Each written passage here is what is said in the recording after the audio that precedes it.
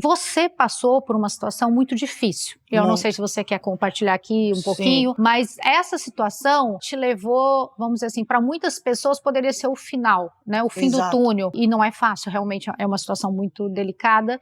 Mas você pegou todo esse sofrimento, toda essa dor, transformou, né? Ressignificou, transformou em força, transformou em propósito. E hoje você tem isso como bandeira de vida, como missão de vida. E eu queria que você falasse um pouquinho dessa missão.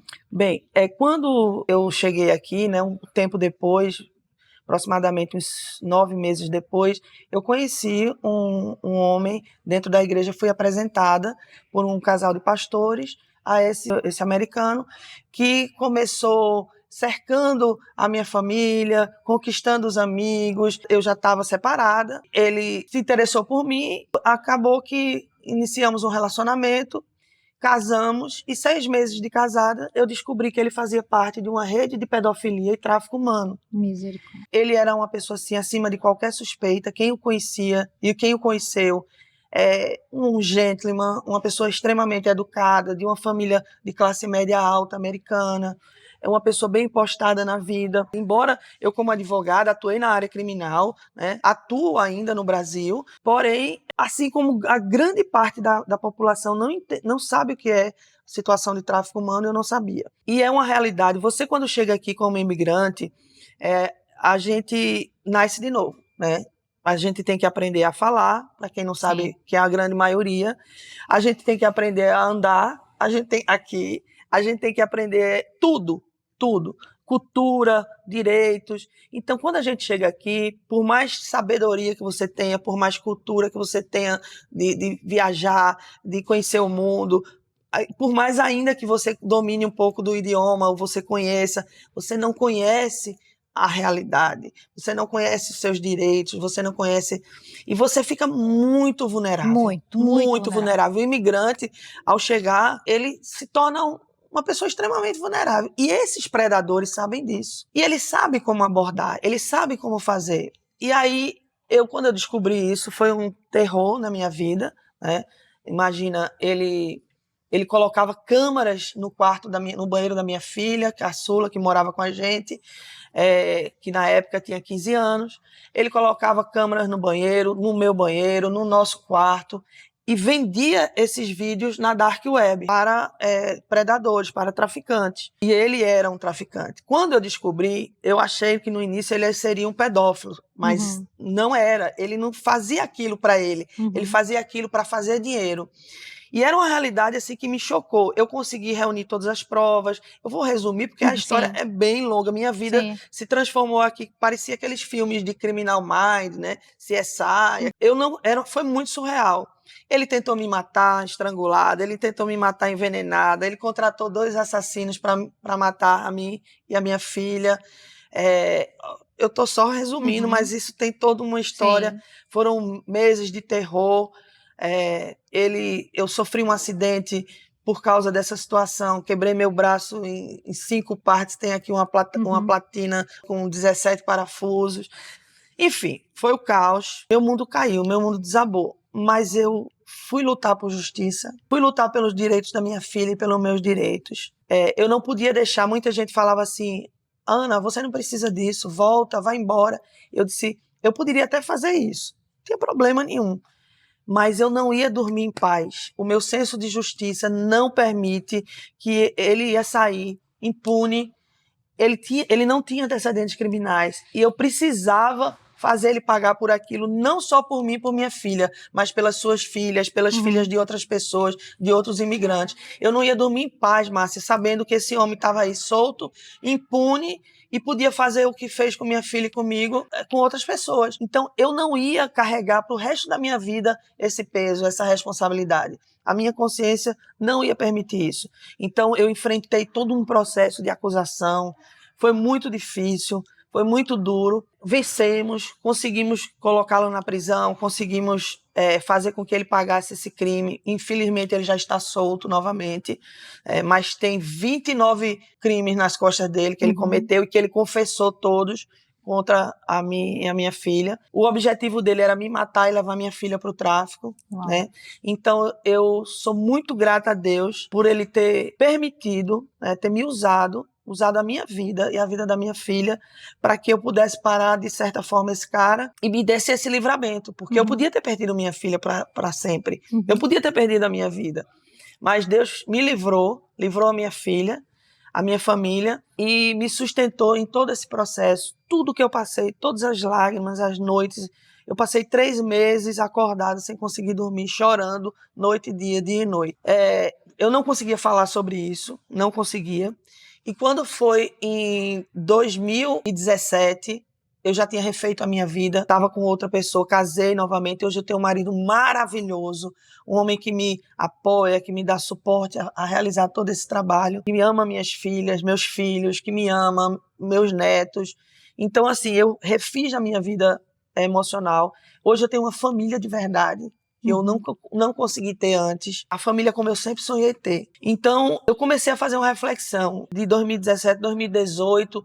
Meu Deus, não é possível que eu passei por tudo isso só para botar esse cara na prisão.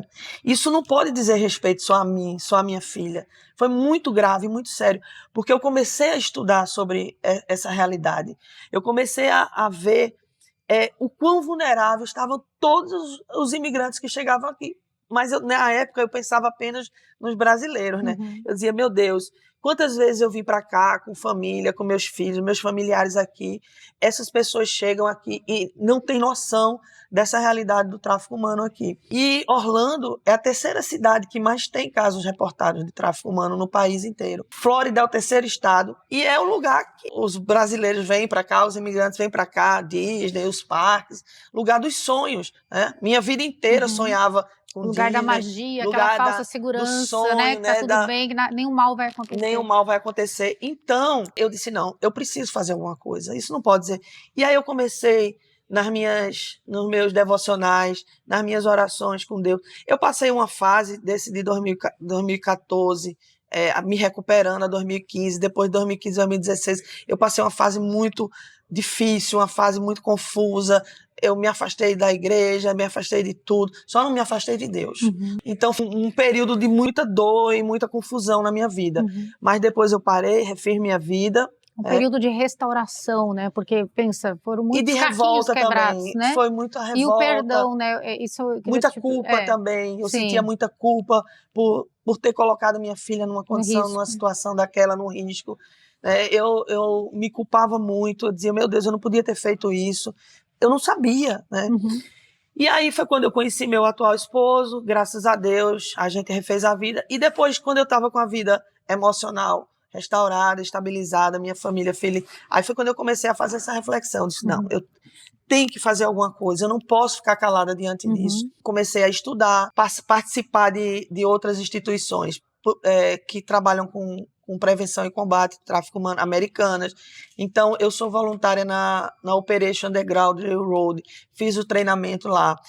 Fiz também na Veteranos for Child Rescue, que é outra instituição americana. Fiz na United Abolitionist, que na época era Florida Abolitionista. E aí eu passei a entender toda essa realidade. Aí o que foi que eu pensei? Aí eu conversando com Deus, eu disse...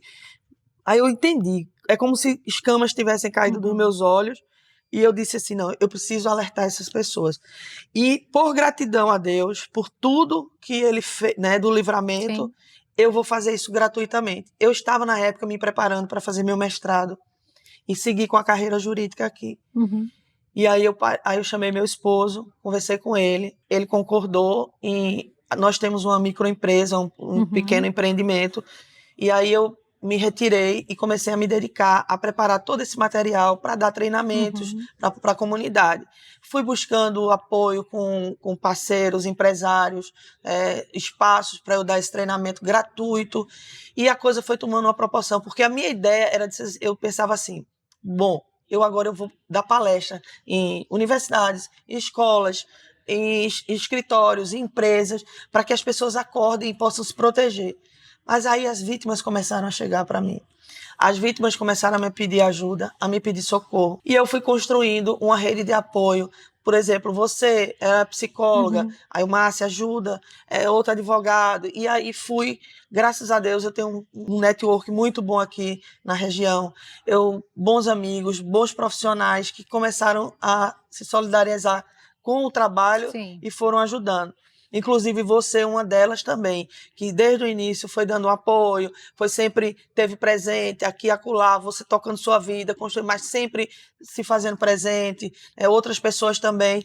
Então, assim, eu tenho muita gratidão a todas essas pessoas que estiveram comigo lá atrás, que hoje, por alguma razão, não estão mais, mas sou muito grata, porque não contribuíram comigo, não, contribuíram com essas vítimas, porque eu faço isso para essas vítimas. E isso começou em 2017, mais ou menos. Quando isso se tornou uma organização non-profit? Em 2017, 2018, mais ou menos, eu comecei os estudos. Uhum. Mas a minha primeira palestra foi em 7 de setembro de 2019. Uau! Eu me preparei durante um ano São e meio, quase 5 2 anos, e nesses 5 anos, muita coisa aconteceu. Muitos resultados. Hoje, a Hope and Justice, ela é conhecida não só em Orlando, mundialmente. Né? Eu sei que vocês têm parceiros, estrutura de referência. Até no Japão. Em vários lugares, e tem quantas pessoas já foram atendidas, né, direta ou indiretamente, pelo trabalho que você começou, fora o número de pessoas que hoje têm uma consciência sobre o tráfico humano que não tinham antes, né? Pois é, oficialmente, que a gente tem cadastrado na Fundação, a gente está com quase 1.000 atendimentos, mas antes de começar a fundação, que foi no ano seguinte, né, 2020, mais ou menos, esse período de 2019, eu atendi muita gente que a gente não cadastrava. Uhum. Então, a gente faz tem uma estimativa de 1.200 pessoas que a gente atendeu, sem recursos financeiros, sem estrutura física, atendendo em estacionamento, levando para um médico, para um escritório, para outro, mas com pessoas de boa vontade, com a rede de pessoas que acolheram, que aceitaram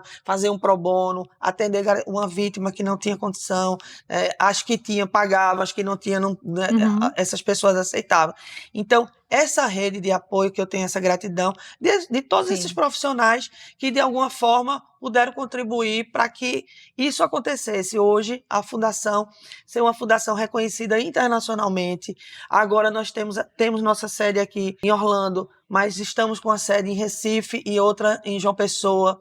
A gente tem parceria com universidades, com escritórios de advocacia, com clínicas médicas, com consultórios de psicólogas aqui no Brasil. Então, assim, é um time gigante que contribui de forma direta e indireta com esse socorro, essas vítimas, e essa divulgação, essa conscientização para o combate desses crimes.